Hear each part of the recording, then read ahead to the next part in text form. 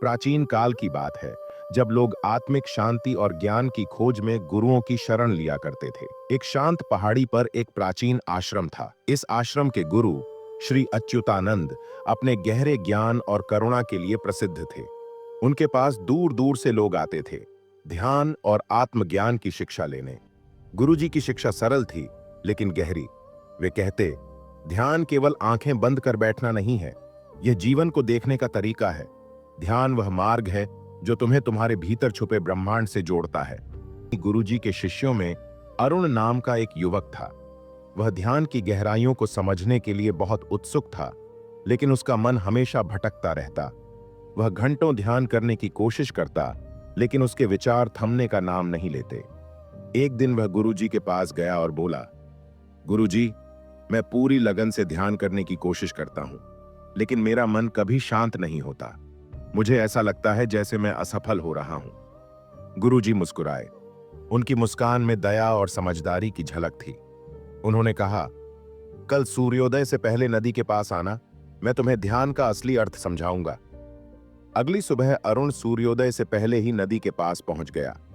ठंडी हवा बह रही थी और नदी का पानी हल्के सुनहरे रंग में चमक रहा था। गुरुजी वहां पहले से ही बैठे थे। उनके पास एक खाली मटका था। उन्होंने मटका अरुण को थमाते हुए कहा, इस मटके को नदी से भरकर लाओ, लेकिन ध्यान रखना, एक भी बूंद गिरनी नहीं चाहिए। अरुण ने सिर हिलाया और मटका लेकर नदी की ओर चला। उसने ध्यानपूर्वक मटका पानी में डुबोया और भरा। लेकिन जैसे ही वह मटका उठाकर चलने लगा, उसने देखा कि पानी मटके से रिस रहा था। उसने मटके को फिर से भरा, लेकिन हर बार पानी बाहर निकल जाता। कई बार प्रयास करने के बाद भी वह मटका भरकर गुरुजी के पास नहीं ला पाया। आखिरकार थककर और निराश होकर वह खाली मटका लेकर गुरुजी के पास लौटा। गुरुजी ने मुस्कुराते हुए पूछा, क्या हुआ अरुण, मटका क्यों खाली है? अरुण ने सिर झुकाते हुए कहा, गुरुजी, यह मटका टूटे हुए है, इसमें कितना भी पानी डालूं सब बाहर निकल जाता है। गुरुजी ने कहा, यही तुम्हारे मन की स्थिति है अरुण। तुम्हारा मन इस मटके की तरह है, अशांति, अधीरता और संदेह के छेदों से भरा हुआ। जब तक तुम इन छेदों को भरोगे नहीं, ध्यान का अमृत तुम्हारे भीतर स्थिर नहीं हो सकता। गुरुजी ने अरुण को नदी के किनारे बैठने के लिए कहा। वह भी उनके पास बैठ गया। कुछ क्षणों की चुप्पी के बाद गुरुजी बोले, देखो इस नदी को, यह कितनी शांत दिखती है, लेकिन इसके भीतर एक सतत प्रवाह है। इसी तरह तुम्हारे विचार भी हैं। तुम उन्हें रोकने की कोशिश करते हो, लेकिन क्या तुमने कभी देखा है कि वे कैसे बहते हैं? अरुण ने उत्तर दिया, नहीं गुरुजी, मैंने कभी अपने विचारों को इस नजर से नहीं देखा। गुरुजी ने मुस्कुराते हुए कहा, तुम्हें अपने विचारों को रोकने की आवश्यकता नहीं है, बस उन्हें बहने दो। लेकिन एक साक्षी बनो, उन्हें देखो, समझो और स्वीकार करो।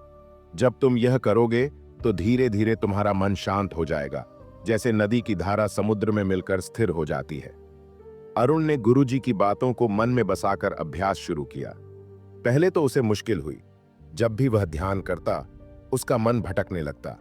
लेकिन इस बार वह अपने विचारों को रोकने की कोशिश नहीं करता था। वह बस उन्हें देखता, जैसा गुरुजी ने सिखाया था। धीरे धीरे उसे महसूस हुआ कि उसके विचार कम हो रहे हैं। उसका मन शांत होने लगा। उसे समझ में आया कि ध्यान का अर्थ किसी चीज को रोकना या बदलना नहीं है। यह तो अपने भीतर के प्रवाह को देखना और स्वीकार करना है। कुछ महीने बाद एक दिन अरुण गुरुजी के पास गया। उसकी आंखों में आत्मविश्वास और शांति थी। उसने कहा, गुरुजी, अब मुझे ध्यान का अर्थ समझ में आ गया है। यह किसी गंतव्य तक पहुंचने का माध्यम नहीं, बल्कि स्वयं को समझने और स्वीकारने की प्रक्रिया है। गुरुजी ने संतोषपूर्वक सिर हिलाया और कहा, सही कहा अरुण, ध्यान कोई उपलब्धि नहीं, यह जीवन जीने की कला है। इस कहानी से यह शिक्षा मिलती है कि ध्यान केवल बाहरी शांति पाने का माध्यम नहीं, बल्कि अपने भीतर के संसार को समझने का एक रास्ता है। यह हमें धैर्य, आत्मस्वीकृति और जागरूकता सिखाता है। जब हम अपने विचारों को बिना रोके उन्हें बहने देते हैं, तभी हमें सच्ची शांति और आत्मज्ञान की प्राप्ति होती है।